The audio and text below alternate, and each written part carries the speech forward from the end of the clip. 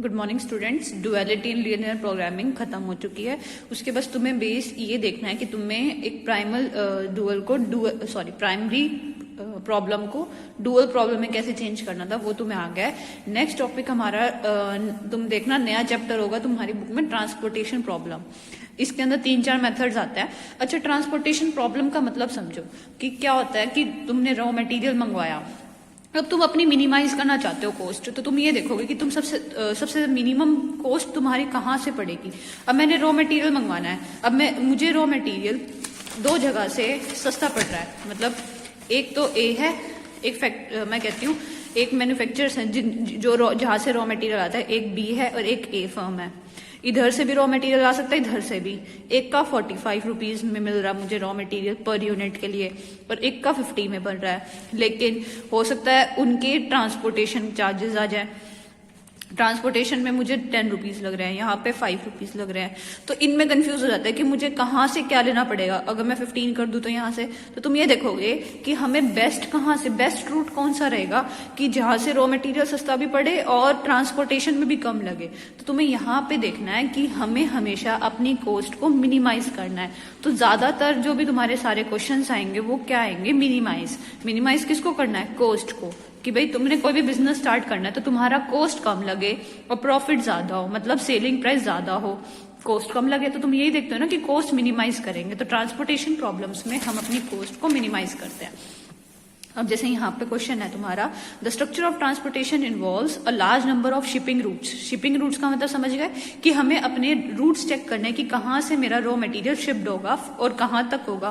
From several supply origin, जहां से वो सप्लाई होती है ऑरिजिन से, टू सेवरल डिमांड डेस्टिनेशन। अब कुछ लोगों का काम पता है क्या होता है, सिर्फ और सिर्फ कमीशन। किस चीज का, कि आपका यहाँ से यहाँ तक, सपोज करो यहाँ से यहाँ तक ये तुम्हारा सप्लायर्स का फर्म्स है और ये वाला डिमांड का, ठीक है, CD। तो मेरा यहाँ से सप्लाई करना है ए ने C को भी और D को भी, B को भी C पे, और ये हमारे सप्लायर्स हो गए और ये डिमांड हो गए। यहाँ से यहाँ तक की मिनिमाइज कॉस्ट लगे। तो वही कुछ लोगों का क्या बिजनेस होता है कि यहाँ से यहाँ तक पहुंचाने में जो वो पहुंचाते हैं, जैसे ट्रक वाले हो गए, तो उनका कमीशन बनता है वही कि वो यहाँ से लेके जा रहे 10,000 पर यूनिट, 10,000 रुपीज में एक ट्रक बुक हो गया और वहां पे वो ले रहे 15,000, तो उनका कमीशन कितने का हो गया, 5,000 का। तो वही बात है कि अपना बिजनेस कैसे शुरू हो रहा है। अब तुम्हारा बिजनेस क्या है कि तुम अपनी प्रोडक्शन कर रहे हो और तुम्हें सेल करना है, तो तुम कोशिश करोगे कि ये जो बीच वाला पार्ट है शिपिंग रूट का, ये सबसे बड़ा मिनिमाइज हो जाए, मतलब ट्रांसपोर्टेशन में तुम्हारा कम खर्चा हो। तो तुम वही देख रहे हो।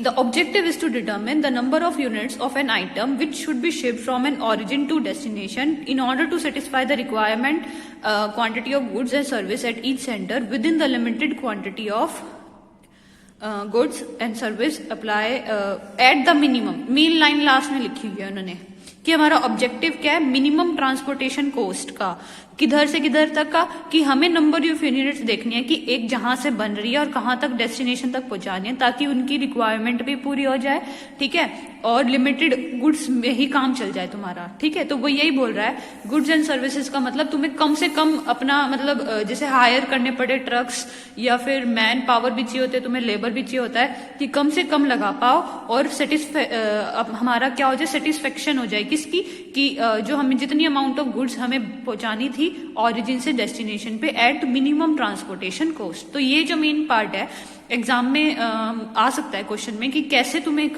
ट्रांसपोर्टेशन प्रॉब्लम का मतलब क्या है, उसके बाद उसका ऑब्जेक्टिव क्या होता है, नेक्स्ट उसको ड्रॉ कैसे करोगे। तो नेक्स्ट हम करेंगे mathematical model of transportation problem.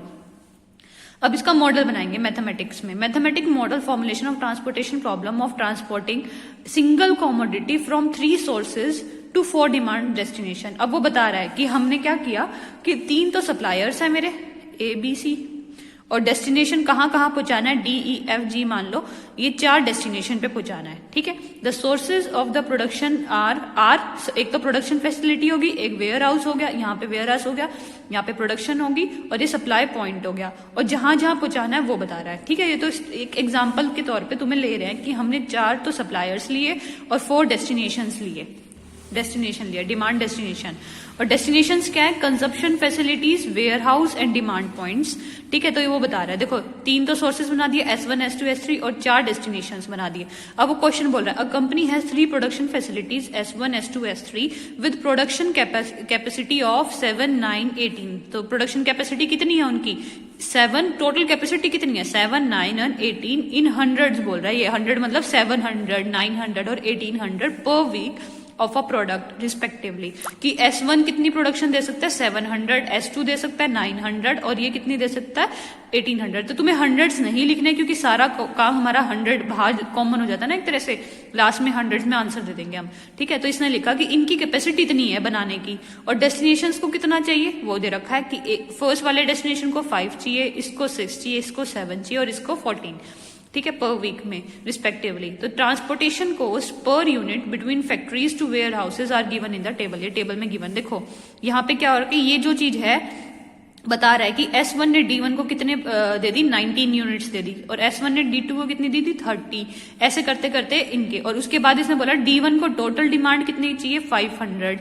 ऐसे ही D2 को कितनी चाहिए? 800। तो ये वो बता रखा है। इनकी कैपेसिटीज कितनी है वो बता रखी है। दोनों तरफ से एडअप होकर तुम्हारा 34 ही आना चाहिए, कि जितनी कैपेसिटी है तुम्हारी उतनी ही डिमांड हो, तो सबसे ज्यादा मिनिमाइज कॉस्ट हमारा वही होगा। हमारा कुछ मटेरियल बचना भी नहीं चाहिए। हमें ये देखना है कि हमारा ज्यादातर मटेरियल नहीं बचना चाहिए।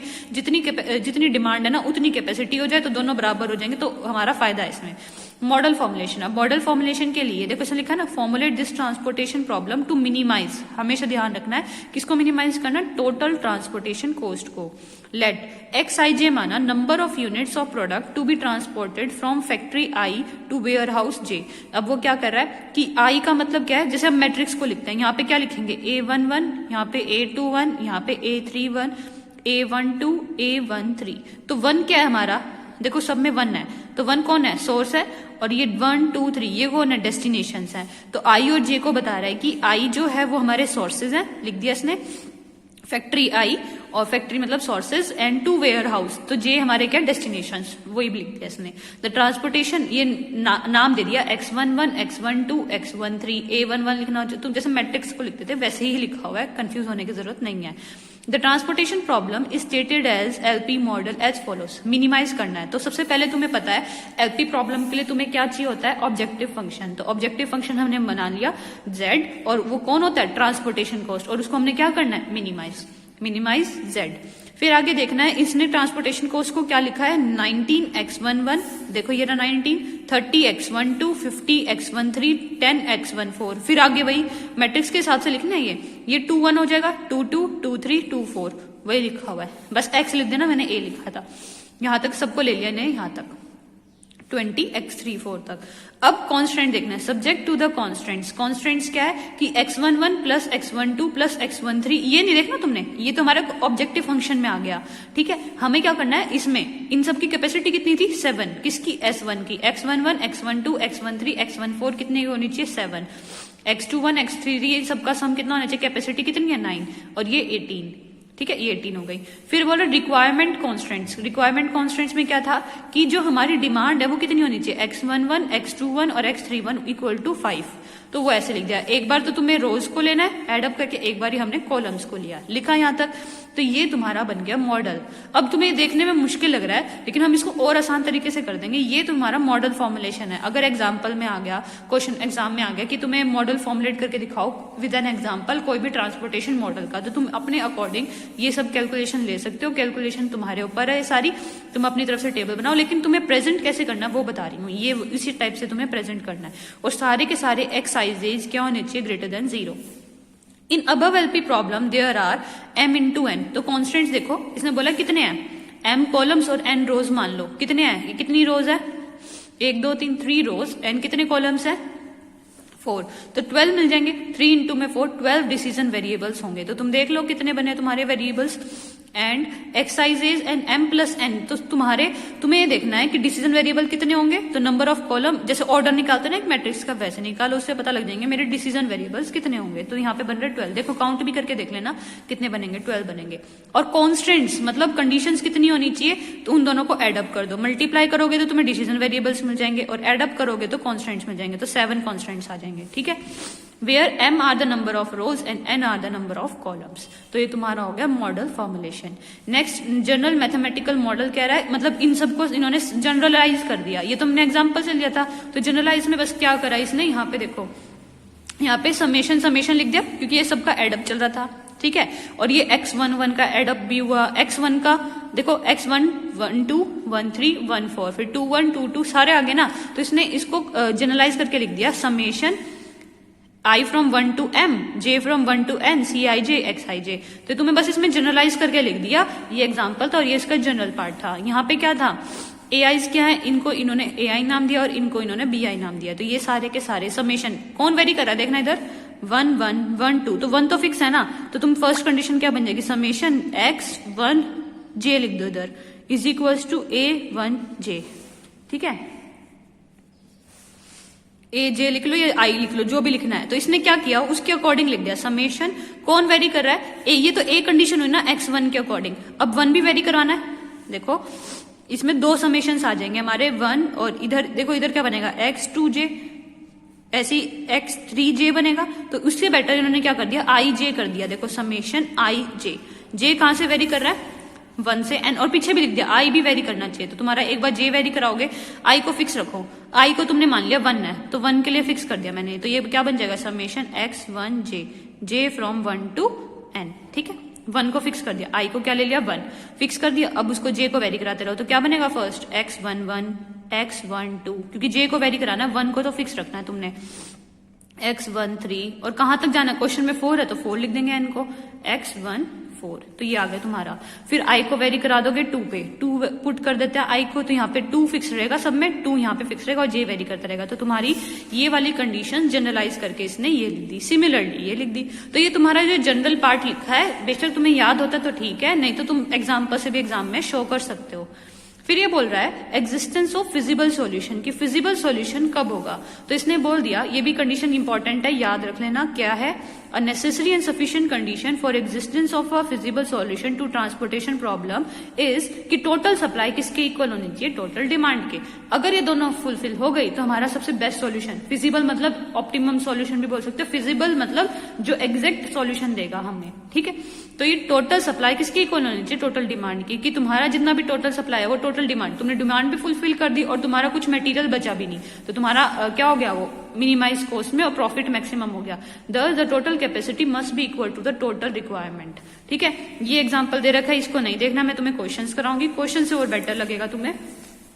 फिर इसके बाद दे रखे हैं इसके remarks, when the total supply equal हो जाती है टोटल डिमांड के, तो उसको बोलते हैं हम बैलेंस ट्रांसपोर्टेशन प्रॉब्लम, नहीं तो वो क्या रहेगी, अनबैलेंस्ड, ठीक है। The unbalanced transportation problem can be made balance, ये करवाएंगे आगे करेंगे हम, कि अगर वो बैलेंस नहीं है तो हम उसमें डमी सप्लाई सेंटर ऐड कर देंगे खुद से।